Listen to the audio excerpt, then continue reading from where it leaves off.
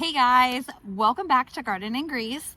Today we're going to talk about how to keep your new baby chickens warm but safe. We found this great idea and I can't remember where I found it at, but thank you for whoever either put a video on it or put it on Facebook or wherever we found it. So instead of getting one of those heat lamps, which are a fire hazard. Now, a lot of people use them. It's kind of like the standard. It's pretty cheap, but it's not exactly the safest method to go about. Then the other option really is a brooder plate, and those are really expensive. I think a brooder plate would be great, and it's a safe option.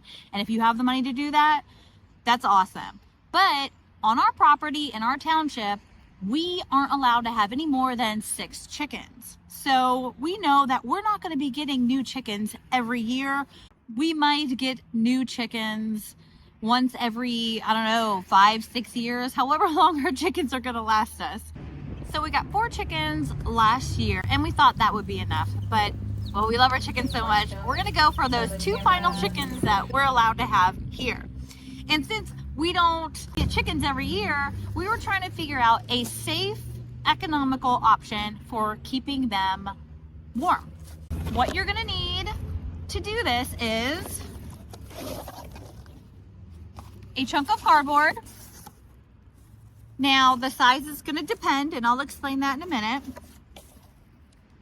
Duct tape, saran wrap, and a heat mat. We're using our seedling heat mat. Now it needs to have a thermostat of some kind, and this doesn't have numbers. It has on and then like not so hot, and then it goes up to hot. And then you're gonna need a little thermometer. We use a little thermometer to make sure that our thermostat is working properly on our seedling heat mat. We're gonna create a heat cave for the Chiefs. Our Chiefs really like this. It gives them options of being really, really warm if they need it, or not so warm if they don't need it. And that is going to gauge the size and shape of your cardboard. So we're going to create a little chicken tunnel. We're going to have an area of the tunnel that is more enclosed, so they can kind of go in where it's lower, and then they can go over where it's higher. So we cut our cardboard to be longer but the same width as our heat mat. All right, so we're going to take saran wrap and we're going to wrap it around this. You don't necessarily have to do this part because your seedling heat mat is washable. You can wipe it down, but I do it anyway just for a little extra protection because they are going to make a mess in here and get their little poo-poos everywhere. So I'm going to cover this up really good.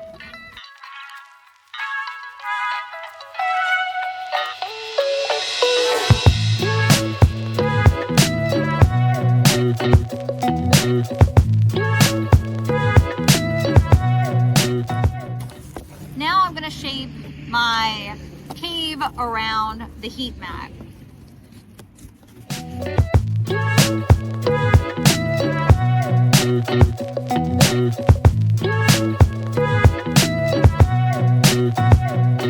Okay, that's the shape I'm going with. So we'll see how it goes. Okay, it becomes a little difficult to manipulate.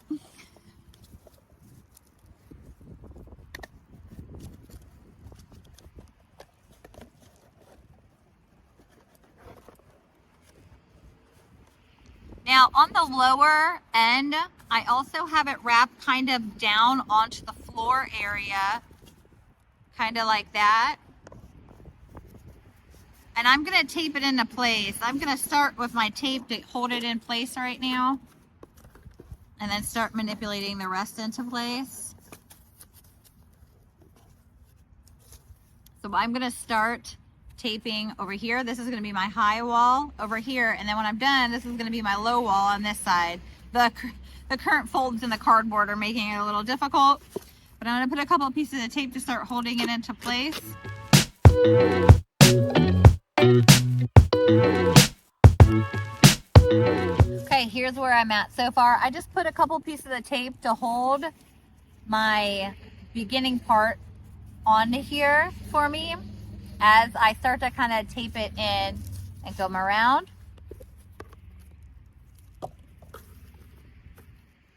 And make sure you watch till the end because I'm going to show you a really important part of making this work for you.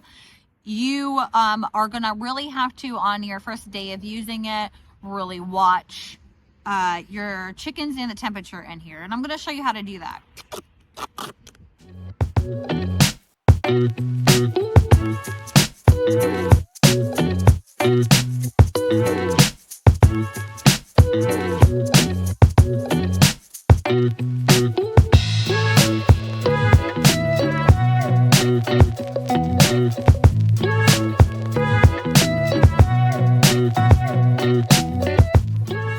Hi girls, coming to investigate. Do you remember this? Do you remember this when you were babies? Yeah. Your little heat mat tunnel. Instead of using a seedling heat mat, if you don't have one, or say your seedling heat mat is being used for seedlings, you can also use one of those heat mats you have in your house for yourself, you know, like in the, I think like the pharmacy area of the store, you can get a heat mat. Just make sure it has a thermostat where you can change the temperature of it and that it doesn't automatically shut off, because some of them will shut off after 30 minutes, an hour, 2 hours. You do not want one that is automatically going to shut off. You want one that has a thermostat and you can set the temperature and it'll just go until you unplug it or turn it off. Stop kicking my dirt everywhere. These guys, or these girls, I'm telling you, they make a mess of my garden beds. I'm going to have to put covers over top of my garden beds now. All right, now I'm going to wrap this whole thing. If you see, I got it taped into place on here how I want it. My low end, where they can go when they're cold feeling, they can go over here. And when they're getting too warm over here, they can come over to this wider area here, which doesn't have the heat underneath of their little feet. So I'm going to wrap this whole thing in plastic because it won't take them long to realize that they can jump on top of here, and then they're going to be pooping on top of here, and they're going to be pooping here. They poop all the time. Tons of poop. Like, honestly, this wrapping I'm doing now, I had changed it out a couple times and wiped it off every day. It's going to be harder than I remember doing.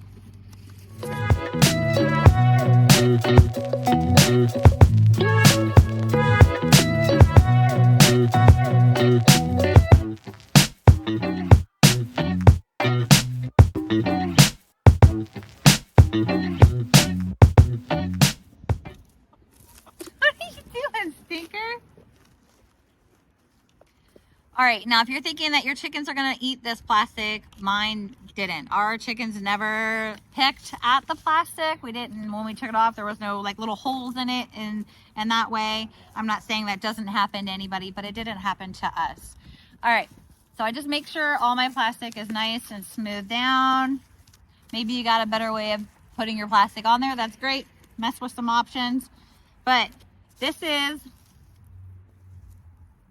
our cheap heating brooder plate basically that we have created, and I think you can get these seedling mats with the thermostat for like 20 bucks, maybe 25, maybe even less. I think we got ours on sale like on a Black Friday or something like that for like really cheap actually.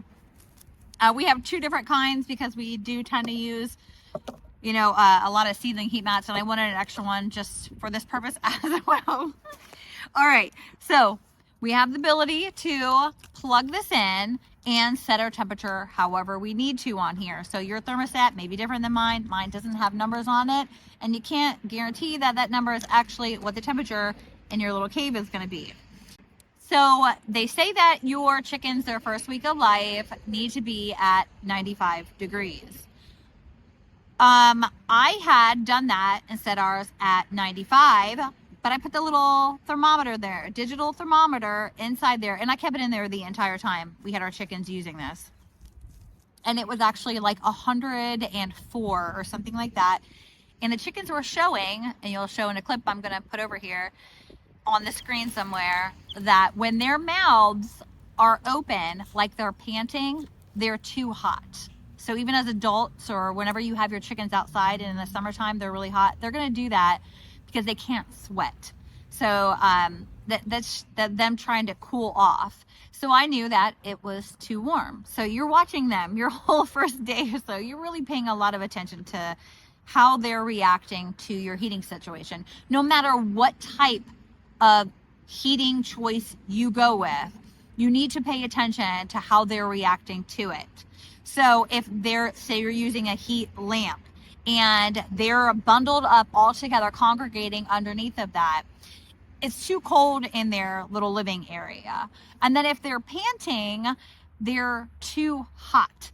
So they wanted to be in the cave because it also simulates like being underneath of their mama. And it's a safe place to go, especially their first couple days in your home. It's a new place to be, and it feels safe to them, and it's nice and warm, but they may be a little too overheated because they don't want to leave the sanctuary of their little cave. So they'll still sit in there and they'll be too warm. So you need to pay attention to that and turn your dial down or turn your temperature down. Keep that digital thermometer in there so you know that that is actually what the heat within that cave actually is. And then drop it down. They say 5 degrees every week. Your chickens are going to get to the point where they're going to be really too big to utilize this even over here.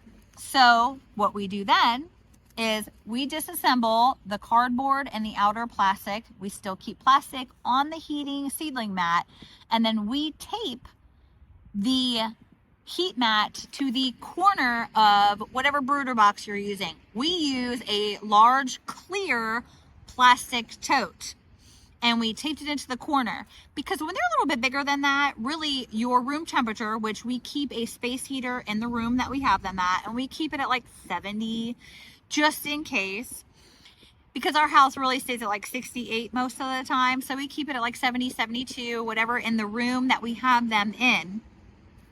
So that's really going to be warm enough after a while anyway, but we keep that heat mat plugged in and in the corner. That way, if it just, they feel like it's not warm enough in the room, they have that little area to go to. And it's also like a little safety area, and they will all go there to sleep at night up against a little heat mat.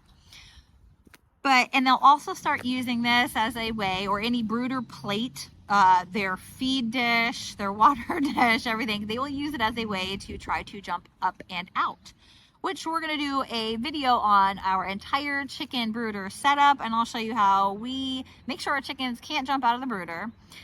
And also one other thing that we do, and I'm going to say it now, and I'm also going to say it in that video, is we keep them in the clear tote because during the day we need it to simulate light. If we have them in a black tote or something dark, we don't use the heat lamp, so they need light. And we actually keep it near our seed starting setup area because we have our grow lights on in there, so they're getting the light, which automatically shuts off at nighttime. We have it set, most of the lights are set no more than, I think it's 16 hours or something along those lines. So 16 hours, they go off, and then they're off for the nighttime. So it simulates a really good day-night schedule for them, but then they still have the heat from their seedling heat mat, their little brooder cave. They have the heat from that, but they don't need that light on. So that's another thing you run into when you're using heat lamps, is if you have just the bright white heat lamp, you're simulating light all day and night long. They don't get a nighttime concept unless you go with the red colored heat light. And then that helps with the day-night a little bit more. So to keep your baby chickens safe and warm, use a little heat cave with a seedling heat mat or a home health heat mat with a thermostat that you can gauge the temperature and it won't kick off on its own after such a period of time. I hope this was helpful because it really eased my mind when I went back to work after having our chickens for a couple of days at home over the weekend, and then we went back to work. I was stressed out the entire time, and there's no need to be stressed when you're using a heating situation like this. But if we would have had a heat lamp, I would have been stressed the entire time we had our chickens, because we also keep them in our home. So if there was a fire, we aren't just losing our chickens, we would be losing our home as well. I hope this is helpful, guys. Thank you for watching another episode of Garden and Grease, and don't forget to subscribe if you thought this was helpful or if you just enjoyed this video, and hit that like button. Thank you, guys. Have a good day. That's Kip Kip. That one's Peep Peep, and what one is that one? The black Betty? one? Betty. And we don't know that one. Daddy's gonna name that one. Yeah, my dad's gonna name that one. And that's the video for today. Thanks for watching and hope to subscribe. Bye.